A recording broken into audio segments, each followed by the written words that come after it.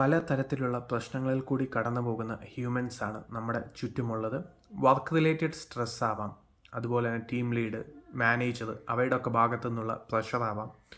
അതിൻ്റെ കൂടെ തന്നെ ഈ ഒരു ഫാമിലി പ്രോബ്ലംസ് ആവാം, റിലേഷൻഷിപ്പ്, മാരേജ്, അങ്ങനെയുള്ള പല പല പ്രോബ്ലംസിൽ കൂടിയാണ് നമ്മൾ ഓരോ ദിവസവും കടന്നു പോകുന്നത്.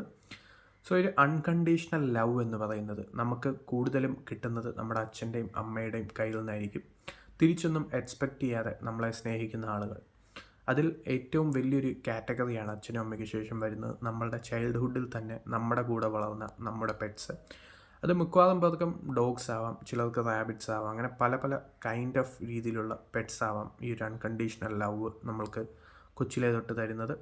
ബാക്കിയുള്ള എല്ലാ റിലേഷൻഷിപ്പും, മാരേജും, എല്ലാ കൈൻഡ് ഓഫ് തിങ്സും, അതായത് ഈ ഒരു ഫാമിലിയിലാണെങ്കിലും ബാക്കിയുള്ള റിലേഷൻസ് ആണെങ്കിലും എല്ലാം തന്നെ ഒരു കണ്ടീഷനിലോ അല്ലെങ്കിൽ ഒരു ബെനഫിറ്റ്സിനോ വേണ്ടിയായിരിക്കും. തിരിച്ചൊന്നും എക്സ്പെക്റ്റ് ചെയ്യാതെ സ്നേഹിക്കുന്ന ഈ ഒരു പെറ്റ്സിനെ കുറിച്ച് പറയുന്ന ഒരു മൂവിയാണ് കാരമെല്ലോ എന്ന് പറയുന്ന ഈ ഒരു നെറ്റ്ഫ്ലിക്സിൽ റീസെൻ്റായിട്ട് റിലീസായ ഡീഗോ ഫ്രീറ്റാസ് സംവിധാനം ചെയ്ത് റഫേൽ ഫിറ്റി മെയിൻ റോളിൽ വന്ന ഈ ഒരു കാരമെല്ലോ എന്ന് പറയുന്ന ഈ ഒരു മൂവി. സോ ഒരു മൂവിക്ക് നമ്മുടെ മൂഡ് അപ്ലിഫ്റ്റ് ചെയ്യാനുള്ളൊരു പവറുണ്ട് എന്നുള്ളതാണ് സത്യം. ഒരു പ്രതീക്ഷയും ഇല്ലാതിരുന്ന ആളുടെ ലൈഫിലോട്ട് അൺഎക്സ്പെക്റ്റഡ്ലി കടന്നു വന്ന് ഹോപ്പ് എന്താണെന്ന് മനസ്സിലാക്കി തരുന്ന ഒരു ക്യാരക്ടറാണ് കാരമെല്ലോ എന്ന് പറയുന്ന ഈ ഒരു ഡോഗിൻ്റെ ക്യാരക്ടർ. സോ അതുകൊണ്ട് തന്നെ ഇവർ തമ്മിലുള്ള സീക്വൻസസ്, ഇവരുടെ ബോണ്ടിങ് കാണിക്കുന്ന സീക്വൻസൊക്കെ അത്യാവശ്യം നല്ല രീതിയിൽ ഹാർട്ട് വാമിംഗ് ആയിട്ടാണ് സ്ക്രീനിൽ വന്നിരിക്കുന്നത്.